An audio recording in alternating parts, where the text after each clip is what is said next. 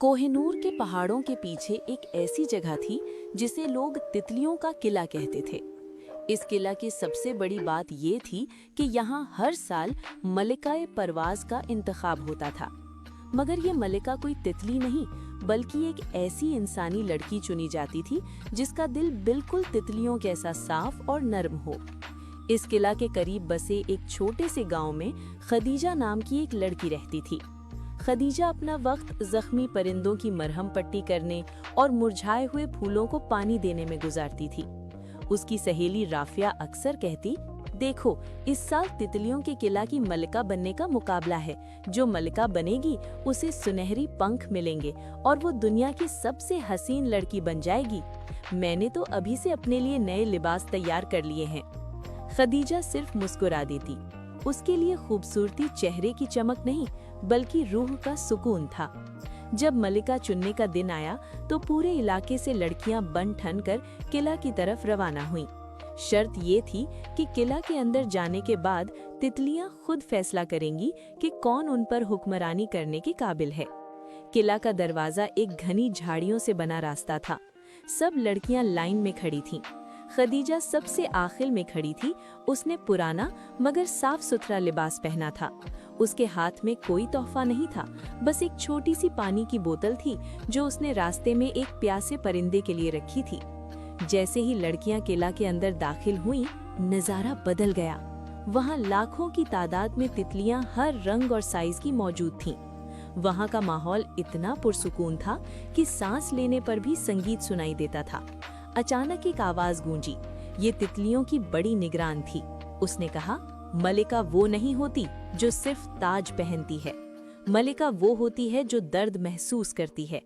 इस किला के रास्ते में 3 दरवाजे हैं। जो इन्हें पार करेगा वही मलिका बनेगा। पहला इम्तिहान। पहले दरवाजे पर कीमती हीरे और जवाहरात बिखरे पड़े थे। राफिया और बाकी लड़कियां उन्हें देखकर दंग रह गईं। उन्होंने अपने दामन भरने शुरू कर दिए। अगर मैं मलिका ना भी बनी तो ये हीरे मुझे अमीर बना देंगे, राफिया ने सोचा। लेकिन खदीजा ने उन हीरों की तरफ देखा तक नहीं। उसने देखा कि एक कोने में कुछ तितलियां एक जाले में फंसी हुई हैं। वो उन्हें निकालने में लग गई। उसके हाथ जख्मी हुए मगर उसने तितलियों को आजाद कर दिया। दूसरा इम्तिहान। दूसरे कमरे में बड़े बड़े आईने लगे थे। हर आईने में लड़की को अपना अक्स दुनिया की सबसे खूबसूरत शहजादी जैसा दिखाई देता था। लड़कियां अपने अक्स को देखकर खुद पसंदी में खो गईं।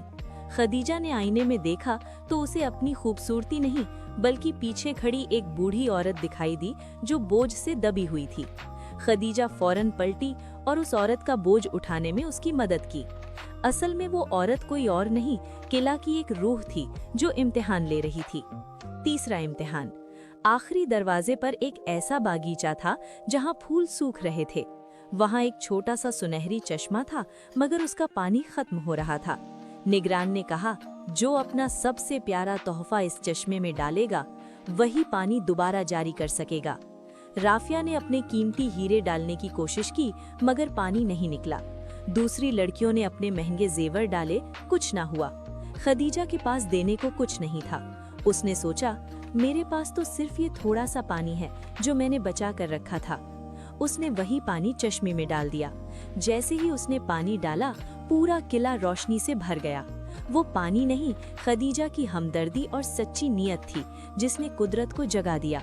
तितलियां हजारों की तादाद में उड़ने लगीं और उन्होंने खदीजा के गिर्द एक घेरा बना लिया। राफिया और बाकी लड़कियां हैरत से देख रही थीं। उनके हीरे पत्थर बन चुके थे और उनका गुरूर मिट्टी में मिल गया था। तितलियों की निगरान ने खदीजा के सर पर फूलों का एक ताज रखा और उसके कंधों पर कुदरती रंगों से बने सुनहरे पंख जाहिर हुए। निगरान ने कहा, खदीजा, तुमने साबित किया कि मलिका वो होती है जो अपने बारे में सोचने से पहले दूसरों के दर्द को अपना समझती है। तुम्हारी खूबसूरती तुम्हारे चेहरे में नहीं, तुम्हारे आमाल में है। खदीजा मलिका बन गई मगर उसने किला में रहकर हुकूमत नहीं की। उसने उन पंखों की मदद से दुनिया भर में घूमकर जख्मी तबीयत और मुरझाए हुए दिलों का इलाज किया। उसका तितलियों का किला हमेशा के लिए उन लोगों के लिए खुला रहा जो साफ दिल रखते थे।